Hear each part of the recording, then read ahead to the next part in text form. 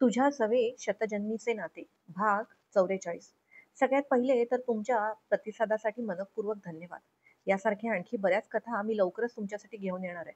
या सगळ्या कथांचा आस्वाद घेण्यासाठी चॅनलला लाईक आणि सबस्क्राईब नक्की करा. तुम्हाला आणखी कुठल्या वेगळ्या विषयावरच्या कथा आवडत असतील ना तर ते सुद्धा नक्की सांगा मला.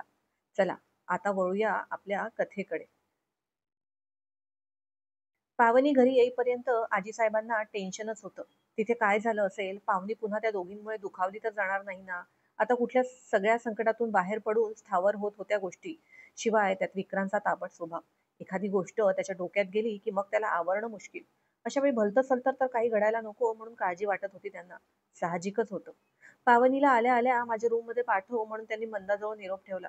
पण शेवटी त्यांच्यानेच राहवल्या गेलं नाही म्हणून त्या तिची वाट बघत लिव्हिंग एरियामध्ये येऊन बसल्या. चार्लीच्या भुंकण्याचा आवाज आला तसं ती आली म्हणून कळलं त्यांना. त्यांनी दाराकडे पाहिलं तर प्रसन्न चेहऱ्याने तिने घरात पाऊल ठेवलं. चार्लीला जवळ घेऊन कुरवाळत होती. तिचा तो हसरा चेहरा डोळ्यांना दिसला तसा त्यांचा जीव भांड्यात पडला. आलीस, ये बाळा. ती जाऊन आजी साहेबांच्या बाजूला बसली. पण चार्लीचं बहुतेक अजूनही मन भरलं नव्हतं.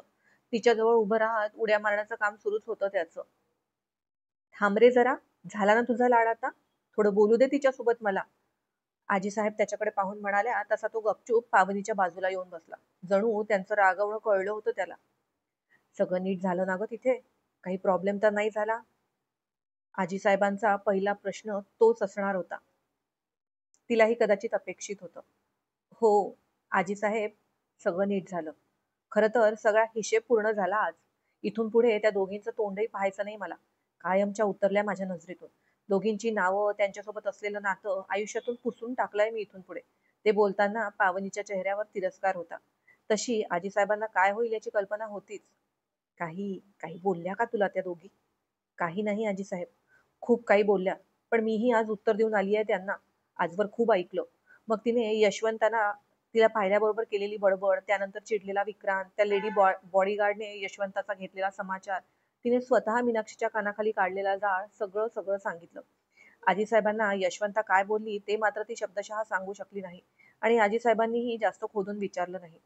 मला पाहिल्याबरोबर पाहतच राहिल्या दोघी जणी. विक्रांतने माझी ओळख सांगितली तसा दोघींचा चेहरा अगदी भूत बघितल्यासारखा झाला होता बघा. त्यांच्याकडे आश्रित म्हणून वाढलेली त्यांच्या तुकड्यांवर जिला एवढं वर्ष आपलं आयुष्य पोट भरावं लागलं, तिला या अशा स्थानी अशा अवतारात पाहून दोघींना धक्का बसला होता. माझ्या विषयीची ईर्ष्या, असूया त्यांच्या शब्दातून बाहेर पडत होती आजीसाहेब. पण एका लेवल नंतर विक्रांत प्रचंड चिडले. ते सुद्धा तिथे आहे या दोघींना माहितीच नव्हतं. एवढा राग आला होता ना विक्रांतला. त्यांचा आवाज ऐकूनच दोघी घराच्या कुठल्या कोपऱ्यात लपतील अशी अवस्था झाली होती दोघींची. इथून पुढे माझ्या बायकोशी या शब्दात बोलला तर जी भासडवून देईल म्हणाले. तेव्हा तर दोघी अक्षरशः कापत होत्या. मला तर असं वाटलं स्वतःच घेतात त्या दोघींना फैलावर. ते सगळं सांगताना पावलीच्या डोळ्यासमोर मगाचा विक्रांतचा रागाने लालबुंद झालेला चेहरा आला. एकंदरीत त्याच्या अवतारावरून तसंच वाटत होतं तिला. विक्रांतचं बघ हे असंच असतं. जोवर शांत आहे ना तोवर शांत, पण एकदा चिडला की कोण आला म्हणून ऐकत नाही. त्याच्या आबासाहेबांना सुद्धा नाही. हो ना. यांनी तर त्या दोघींना चक्क माझ्या पायांवर लोटांगण घालून माफी वगैरे मागायला लावली. हात जोडून गयावया करत होत्या मला. काय सांगतेस? हे पण केलं तुमच्या नवरोबांनी? आजीसाहेबांनी हसून विचारलं. हो तर. असा बघण्यासारखा चेहरा झाला होता ना दोघींचाही. वरून तर वरून मला माहिती नव्हतं यांनी आत्या आणि त्या मीनाक्षीला आपली पूर्ण फॅक्टरी आणि टॉयलेट साफ करायचं काम दिलं होतं. माझ्याशी त्या एवढ्या वाईट वागल्या त्याचा हिशेब म्हणून. अगं बाई, काय सांगतेस? आता मात्र आजीसाहेबांना सुद्धा गंमत आणि आश्चर्य वाटली. विक्रांत हे असलं काही करेल? त्यांच्या तर गावीही नव्हतं. तसं पाहायला गेलं तर नात्याने त्याची आतीसासू होती ती. अर्थात तिची कर्म पाहता पुढचे 7 जन्मही तिच्याशी कोणी कुठला संबंध नाही ठेवू नये, नातं ठेवू नये असा इतिहास होता तिचा. पण विक्रांतने भारी अद्दल घडवली तिला. हो ना, आजच व्हिडिओ पाहिला मी. कमरेवर हात ठेवून घाम पुसत फॅक्टरीचा आवाज झाडताना मीनाक्षी आणि यशवंताचा व्हिडिओ आठवून पावनीच्या ओठांवर हलकं हसू आलं. पण या आजीसाहेब समोर होत्या त्यामुळे तिने ते लपवलं. विक्रांत पण ना काही सांगता येत नाही या पोराचं काय करेल ते. पण चांगलंच केलं त्याने. या दोघींना अशीच अद्दल घडायला हवी होती. सोन्यासारख्या आमच्या पोरीला एवढा त्रास दिला, एवढा छळ केला. आता बसा म्हणा आपल्या कर्माची फळ भोगत, झाडणी हातात घेऊन झाडत. आजीसाहेब, तिथे ना मला माझ्या जुन्या शेजारच्या काकू आणि आजी सुद्धा भेटल्या. खूप खुश झाल्या होत्या मला पाहून. मी ट्युशन घ्यायची ना ती छोटी छोटी मुलंही आली होती. मला तर लक्षातच राहिलं नाही की त्यांच्यासाठी काहीतरी न्यायला हवं. पण विक्रांतने वेळेवर सगळं मागवून घेतलं हं ड्रायव्हर काकांना सांगून. किती विचार करतात ना विक्रांत प्रत्येक गोष्टीचा. ती त्याच्याच विचारात रमत म्हणाली. अगं बाई, माझ्या नातवाच्या नावाचा फारच जयघोष सुरू आहे आज. त्या हसून म्हणाल्या तसं ती लाजून त्यांच्या कुशीत लपली. त्यांनीही तिच्या पाठीवरून केसांवरून हात फिरवला. विक्रांत आणि विराज दोघं मिळून जेवढे आजीसाहेबांच्या कुशीत शिरले नसतील ना तेवढं त्यांच्या मांडीवर डोकं ठेवून पावनी मागच्या काही दिवसांमध्ये निजली होती. त्या दोघांपेक्षा तिचाच वाटा जास्त झालेला. आई ती लहान असतानाच गेली, आजी तर नव्हतीच. त्यामुळे असा मायेचा गारवा कधी अनुभवलाच नव्हता तिने. पण आजीसाहेब सगळी कसर पूर्ण करायच्या, पूर्ण प्रयत्न करायच्या. त्या घरची सून असली तरी मुलीप्रमाणे सगळे लाड करत होते तिचा. आणि तिच्यासाठी आजीसाहेब सुद्धा म्हणजे वात्सल्याचा वटवृक्ष होत्या, ज्याच्या घनदाट सावलीत विसावण्याच्या सुखाची सर कशातच नव्हती. त्यांनी प्रेमाने तिच्या डोक्यांवरून केसांवरून हात फिरवला. देव करो आणि सगळ्या अमंगलाचा नाश हो. इथून पुढे सगळं मंगलमय हो माझ्या लेकरांच्या आयुष्यात. मग तिने आजीसाहेबांसोबतच जेवण केलं. बऱ्याच गप्पा रंगल्या होत्या दोघींच्या. तिने आठवणीने विराजला जेवण केलं की नाही हेही फोन करून विचारलं. आजीसाहेब कौतुकाने पाहत होत्या तिच्याकडे. तिच्या आणि विक्रांतच्या असण्याने त्यांना खरंच विराजची आता काळजी नव्हती. अशी दिसायला अल्लड असली तरी वागणूक आणि विराजची घेत असलेली काळजी कुठल्या आईपेक्षा कमी नव्हती. आजीसाहेबांसोबत तिने भूमिपूजनाच्या कार्यक्रमाला कोणाकोणाला बोलवायचं, कुठल्या कुठल्या नातेवाईकांना आमंत्रण द्यायची त्याची लिस्ट बनवून घेतली. सोबत मंदाही होतीच. धाकट्या वहिनीसाहेब, कार्यक्रमाला जर अक्कासाहेब येणार असतील ना तर मात्र जपूनच राहा तुम्ही. प्रश्नावर प्रश्न, प्रश्नावर प्रश्न असतील नुसते त्यांचे. मंदा म्हणाली तसं आजीसाहेबांनी तिच्यावर डोळे वटारले. उगाचच कशाला घाबरवते ग लेकराला आजीसाहेबांच्या नावाने. घाबरत नाही आजीसाहेब, सावध करतेय फक्त. मागच्या वेळी आल्या होत्या तेव्हा ठाऊक आहे ना. तुम्हाला सांगते धाकट्या वहिनीसाहेब, एवढे वर्ष झाले या घरात आहे मी. कधी आजीसाहेब आबासाहेबांनी जास्तीचा प्रश्न नसेल विचारला मला. पण ते अक्कासाहेब म्हणजे देवा देवा देवा. नुसतं प्रश्नचिन्ह आहे. हे कशाला आणि ते कशाला. पावणीने प्रश्नार्थक नजरेने आजीसाहेबांकडे पाहिलं. तशीच भीती वाटली त्यांनाही अक्कासाहेबांची. अक्कासाहेब म्हणजे आबासाहेबांच्या मोठ्या चुलत भगिनी. विक्रांतने परस्पर लग्न करून टाकलं म्हणून नाराज होत्या. अजून पावनीच्या प्रेग्नन्सी विषयी त्यांना काही माहिती नव्हतं. स्वभावाने कडक, जुन्या रूढी परंपरा जोपासणाऱ्या. स्वभावानेही तशा तिरसटच म्हणा. विक्रांतला तर अजिबात आवडायच्या नाही त्या. पण आजीसाहेबांची एकुलती एक नातेवाईक म्हणून आजीसाहेब सगळा मानपान करायच्या त्यांच्या. हो, पण माधवीवर भारी जीव होता त्यांचा, कारण त्यांनीच सुचवलं होतं माधवीचं स्थळ आबासाहेबांना अभयसाठी. अगं अक्कासाहेब म्हणजे यांची मोठी बहीण. स्वभावाने जरा कडक आहे, पण तू नको एवढं टेन्शन घेऊ. मी आहे ना, आणि सगळ्यात महत्वाचं म्हणजे तुझा तो नवरा. तो बरा खपवून घेईल त्याच्या बायकोला काही बोललेलं. आज डेमो पाहिलाच आहेस तू. त्या हसून म्हणाल्या तसं तिने मान खाली घातली. हो, पण तसा डेमो विक्रांतने पुरा करावा किंवा तशी वेळ यावी तीही आपल्या घरच्या माणसांसाठी असं तिला अजिबात नाही वाटलं. आजीसाहेब, हा कार्यक्रम झाला की आपण आपल्या गावाला जायचं का? मला तर राहायचं सुद्धा आहे तिथे 2 दिवस. देवीच्या मंदिरात जाऊन दर्शनही करायचं आहे. जाऊयात, नक्की जाऊयात. तेवढ्यात सदूने साडीवाला आल्याचं सांगितलं. अरे हो, पाठव त्याला आत. याच वेळी बोलवलं होतं. आजीसाहेब, साड्या कशाला? तिला आश्चर्य वाटलं. साडीवाल्याला डायरेक्ट घरी कशाला बोलवलं असेल? वेळ कमी आहे ना गं, बाहेर जाऊन कुठे खरेदी करणार? तुलाही दगदग होईल. म्हणून मीच म्हटलं त्याला चांगल्या भारीतल्या भारी पैठण्या घेऊन घे. आपल्या नेहमीच्या खरेदीचं दुकान आहे. बघ तुला ज्या ज्या आवडतात त्या बाजूला ठेव. आता कोणी कार्यक्रमाला आलं की त्यांनाही द्यायला बऱ्या होतील. आजीसाहेब, बाकीच्यांचं ठीक आहे, पण माझं कपाट ऑलरेडी पैठणी आणि साड्यांनी भरलंय. आता आणखी? असू देत ग, शुभ कार्याला नवीन साडी हवी. घडी नसेल मोडली तरी नवी घेऊयात. 101 रंग असलेल्या भारी भारी पैठण्या होत्या समोर. तिला तर कुठली घेऊ सुचत नव्हतं. मग आजीसाहेबांनी तिच्यासाठी 2 पैठण्या बाजूला काढून ठेवल्या. या वीकेंडला तिला नुपूरकडे जायचं होतं. नुपूरच्या आईसाठी म्हणजे काकूंसाठी सुद्धा एखादी साडी घ्यावी का असा विचार तिच्या मनात आला. पण आजीसाहेबांना कसं विचारणार? अजूनही संकोच होताच तिच्या मनात. शेवटी तिने हळूच विचारलं. आजीसाहेब, मला ना नुपूरकडे जायचंय या शनिवारी. तेव्हा तिच्या आईसाठी म्हणजे काकूंसाठी एखादी साडी यातलीच घेतली तर चालेल का? तिने तसं प्रश्न विचारायची देर की आजीसाहेबांच्या चेहऱ्यावरचे एक्सप्रेशन झर बदलले. तिला तर भीतीच वाटली. आपण विचारून चूक तर नाही ना केली? असाही विचार मनात चमकून गेला. हे बघ पावनी, आज शेवटचं सांगतेय तुला. इथून पुढे मात्र बोलणं बंद करेल मी तुझ्याशी. त्या जरा रागातच म्हणाल्या. का? काय झालं? मी काही चुकीचं बोलले का? साफ चुकीचं बोलली आहे तू. किती वेळा सांगितलंय तुला, हे घर, इथली माणसं, हे ऐश्वर्य सगळं तुझं आहे. तुला कोणासाठी काय घ्यायचं आहे, काय न्यायचं आहे यासाठी कुणाला विचारायची गरज नाही. तुला हवं ते करू शकते तू. आणि चुकूनही हे असे प्रश्न प्रश्न विक्रांतसमोर विचारू नको. खूप वाईट वाटेल त्याला. तसं तिलाही जाणवलं. सगळेजण जराही परकेपणा जाणवू देत नव्हते तिला. ती सुद्धा इतर गोष्टींमध्ये दुधात साखर मिसळावी तशी मिक्स होऊन गेली त्या घरामध्ये. मग असं असताना तिचा हा प्रश्न खरंच दुखावणारा होता त्या माणसांसाठी. सॉरी आजी साहेब, मी मी लक्षात ठेवेल इथून पुढे. नक्की ना, की परत आठवण करून द्यावी लागेल मला? नाही, नाही. अगदी नक्की. मग तिने स्वतःहून नुपूरच्या आईसाठी आणि नुपूरसाठी सुद्धा एक-एक साडी सिलेक्ट केली. अगदी किंमत न बघता. जी आवडली, जो रंग आवडला ती उचलली. छान आहे हा रंग. नुपूरच्या अंगावर अगदी खुलून दिसेल. आणि ऐक, तुम्ही दोघेही जाणार आहात ना? हो, विक्रांतला रिक्वेस्ट करेल मी थोड्या वेळासाठी तरी चलायला. काकूंना, काकांना आणि दादाला खूप आनंद होईल ते आलेत तर. नक्की येईल तो. तिथे जाणारच आहे, तर त्यांना भूमिपूजनाच्या कार्यक्रमाचंही आमंत्रण दे. आवर्जून यायला सांग सगळ्यांना. मी बोलवलंय म्हणून कळव. ठीक आहे आजीसाहेब, नक्की सांगते. ती अगदी खुश होऊन म्हणाली. साड्यांची खरेदी झाली. नाही म्हणता म्हणता बऱ्याच साड्या घेतल्या गेल्या. जा आता, आराम कर जरा वेळ. हो, बोलून ती रूम मध्ये आली. इतका वेळचा फोनकडे जराही लक्ष गेलेलं नाही. आता बघितला तर नुपूरचे बरेच मिस कॉल होते. म्हणून मग तिने पहिले डायरेक्ट तिचा नंबर डायल केला. तिने कशाला फोन केला असेल थोडीफार आयडिया होतीच. आजीसाहेबांप्रमाणेच नुपूरलाही काळजी वाटत होती पावनीची. एरवी ठीक होतं. इतके वर्ष सहन केलं तिने. पण आता तिच्या या अशा अवस्थेत उगाचच आणखी मानसिक तणाव नको होता. यशवंत आणि मीनाक्षी कुठल्या मातीच्या बनल्या आहे हे तर नुपूरने अनेक वेळा अनुभवलं होतं. अशा वेळी त्यांची काळी सावली खरंच नको होती तिला पावनीवर, तिच्या आयुष्यावर, तिच्या संसारावर. आधीच खूप मोठ्या अग्निदिव्यातून गेलेली ती. काय काय नको नको ते सहन केलेलं.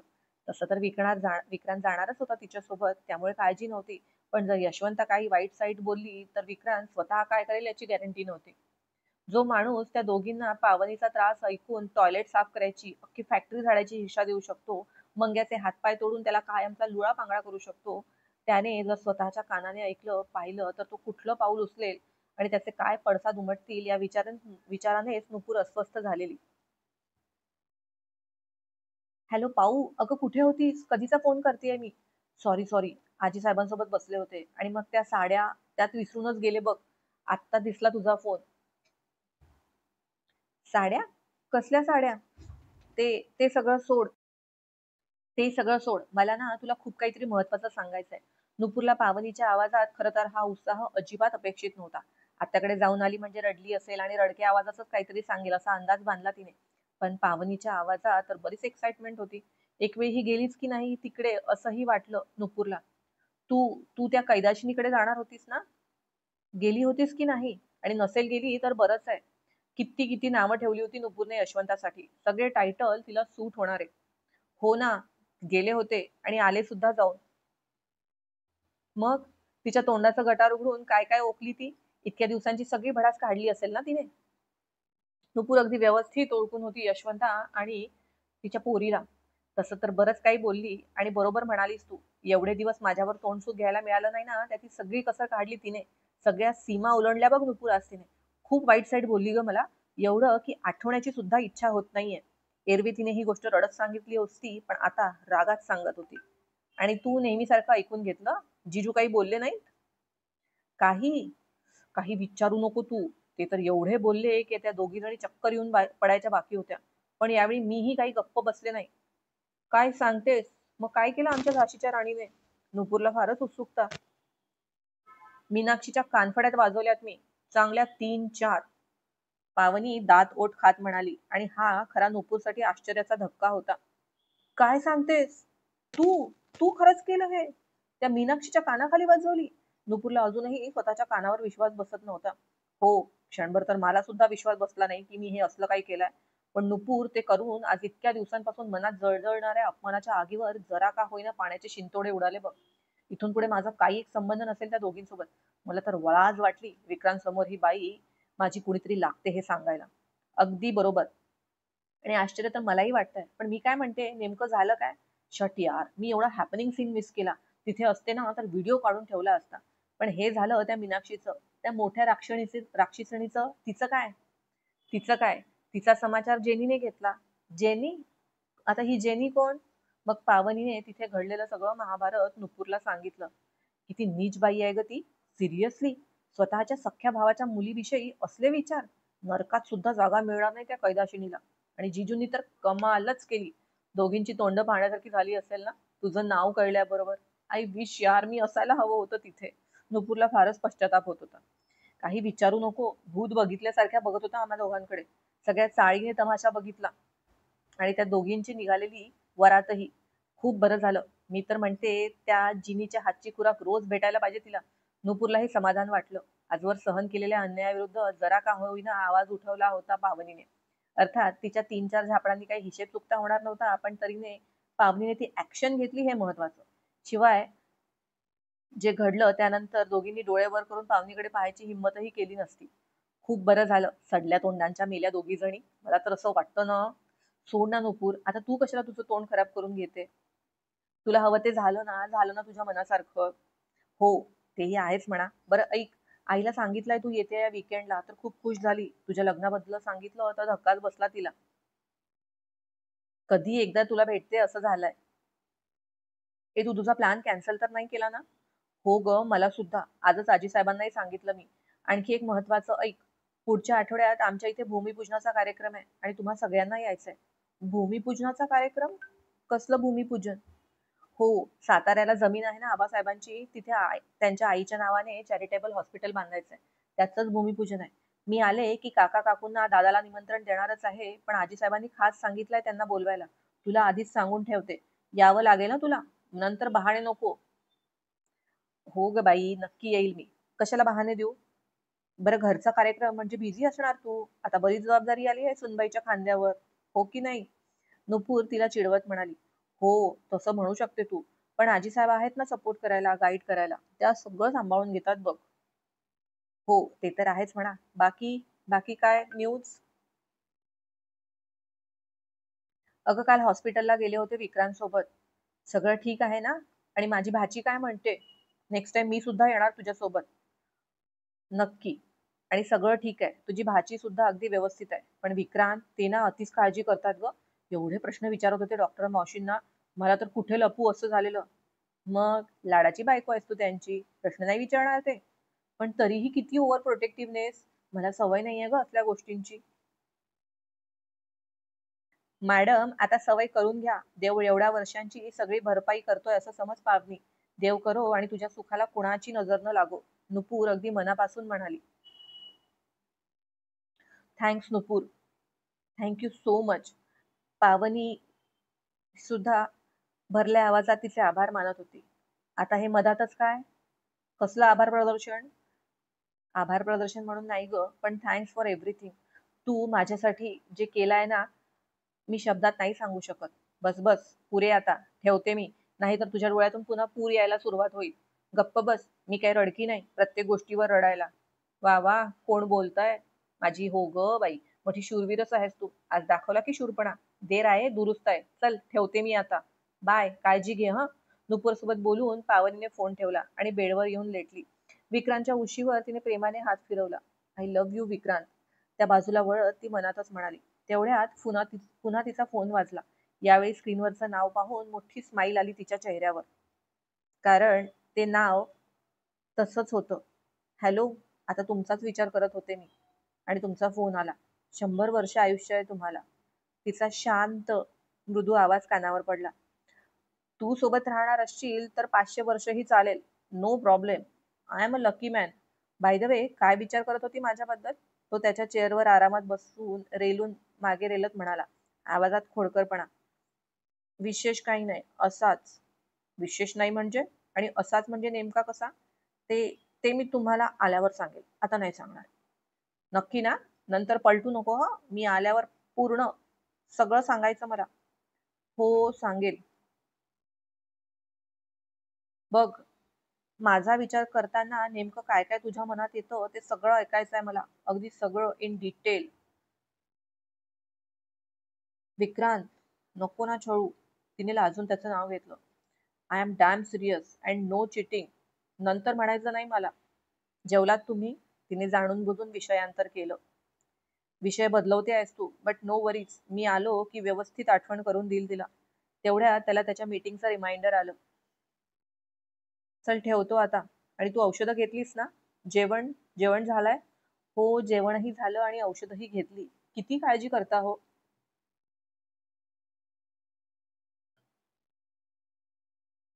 ते सुद्धा केलं आहे. अगदी गळ्यापर्यंत येईस्तोवर जेवलेली आहे. मग तर झालं. Good. See you in the evening. मी आलो की भेटूया. बाय. बोलून तिने फोन ठेवला आणि लाजून उशीत चेहरा लपवला. आजचा भाग कसा वाटला ते नक्की सांगा. भेटूया उद्या पुढच्या भागासोबत. धन्यवाद.